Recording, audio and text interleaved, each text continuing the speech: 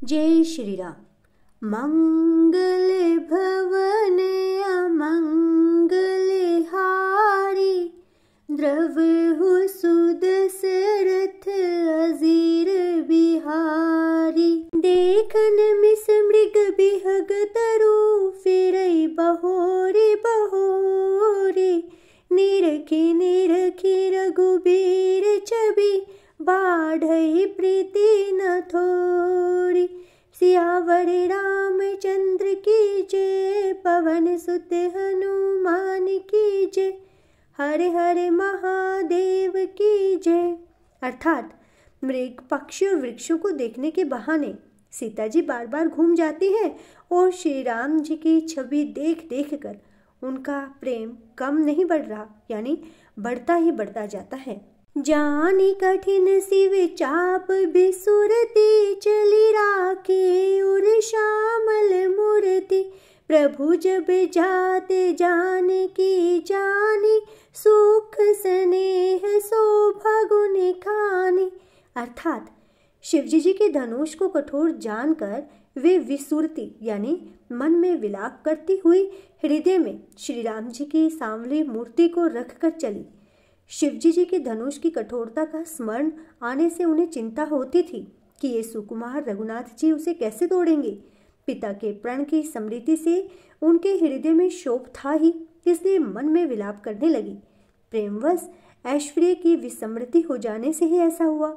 फिर भगवान के बल का स्मरण आते ही वे हर्षित हो गई और सांवली छवि को हृदय में धारण करके चली।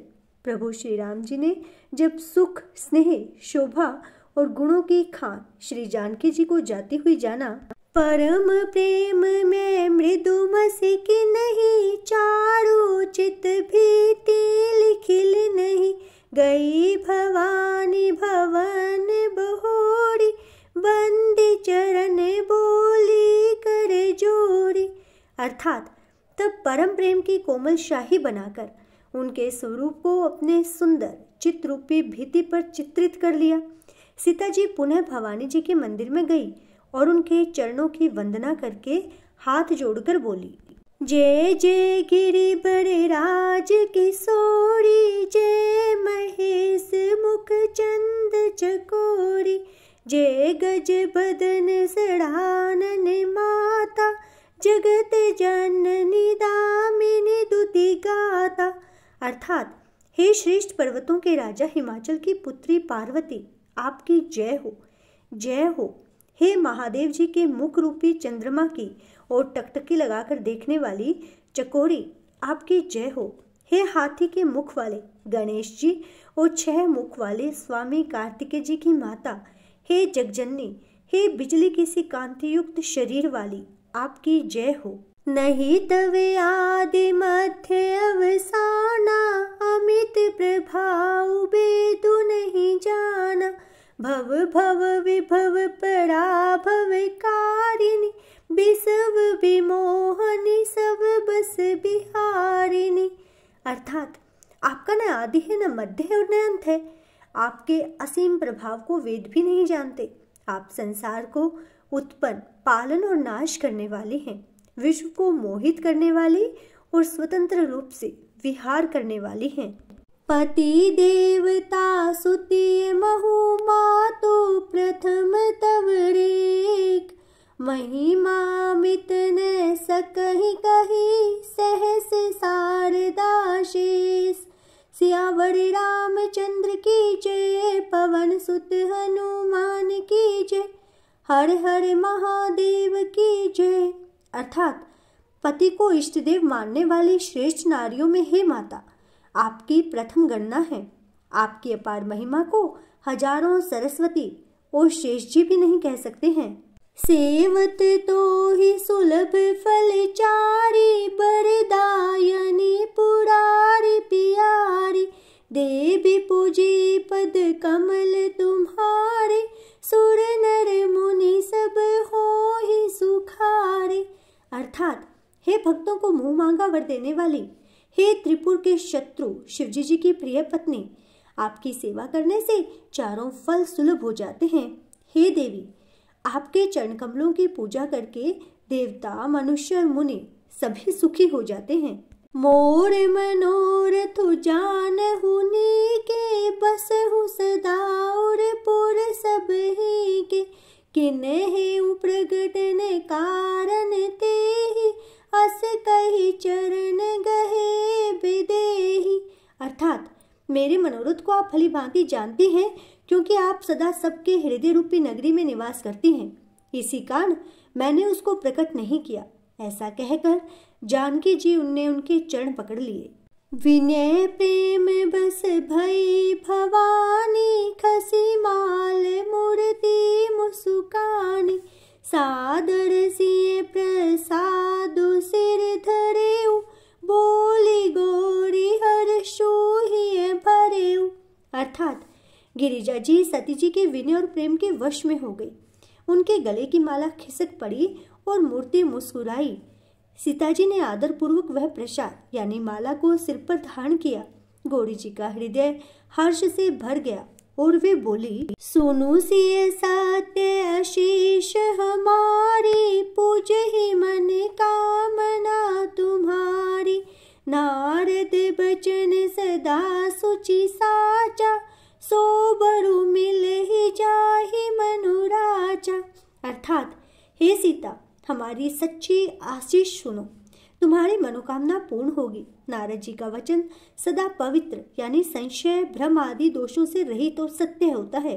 जिसमें तुम्हारा मन अनुरक्त हो गया है वही वर तुमको मिलेगा। मनु जाहि राचे ओ मिले ही, सोबरु सहज सुंदर सावेरो। करुणा निधान सुजान सिलु, स्नेहु जानत रावेरो। एहि भांति गौरी आशीष सुनी, सिय सहित ही हर्षियली। तुलसी भवानी पूजी पुनि पुनि, मुदित मन मंदिर चली। अर्थात जिसमें तुम्हारा मन अनुरक्त हो गया है वही स्वभाव से ही सुंदर सांवला वर यानी श्री रामचंद्र जी तुमको मिलेंगे। वह दया का खजाना और सुजान यानी सर्वज्ञ है, तुम्हारे शील और स्नेह को जानता है। इस प्रकार श्री गौरी जी का आशीर्वाद सुनकर जानकी जी समेत सब सखियां हृदय में हर्षित हुई। तुलसीदास जी कहते हैं, भवानी जी को बार बार पूजकर सीता जी प्रसन्न मन से राजमहल को लौट चली। जानी गौरी अनुकूल सिए ही, हर्षुन जाय कही। मंजुल मंगल मूल बामे, अंग फरकन लगे। श्यावर रामचंद्र की जय, पवन सुत हनुमान की जय। हरे हरे महादेव की जय। अर्थात गौरी जी को अनुकूल जानकर सीता जी के हृदय को जो हर्ष हुआ वह कहा नहीं जा सकता है। सुंदर मंगलों के मूल उनके बाएं अंग फड़कने लगे। हृदय शराहत सिलो नाई, गुर समीप गवने दो भाई। राम कहा सबु कौशिक पाहि, सरल सुभाव छुअत छल नाही। अर्थात हृदय में सीता जी के सौंदर्य की सराहना करते हुए दोनों भाई गुरु जी के पास गए। श्री रामचंद्र जी ने विश्वामित्र से सब कुछ कह दिया, क्योंकि उनका सरल स्वभाव है, छल तो उन्हें छूता भी नहीं है। सुमन पाए मुनि पूजा की नहीं, पुनि आशीष दुहु भाई नह दिन नहीं। सुफल मनोरथ हो तुम्हारे, राम लखनु सोनु भय सुखारे। अर्थात फूल पाकर मुनि ने पूजा की, फिर दोनों भाइयों को आशीर्वाद दिया कि तुम्हारे मनोरथ सफल हो। यह सुनकर श्री राम और लक्ष्मण सुखी हुए। करी भोजनु मुनि बर विज्ञानी, लगे कहने कछु कथा पुरानी। विगत दिवस गुरु आय सुपाई, संध्या करन चले दो भाई। अर्थात श्रेष्ठ विज्ञानी मुनि विश्वामित्र जी भोजन करके कुछ प्राचीन कथाएं कहने लगे। इतने में दिन बीत गया और गुरु की आज्ञा पाकर दोनों भाई संध्या करने चले।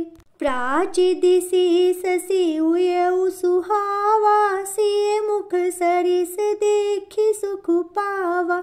बहुरी विचारु किन्हे मन मा,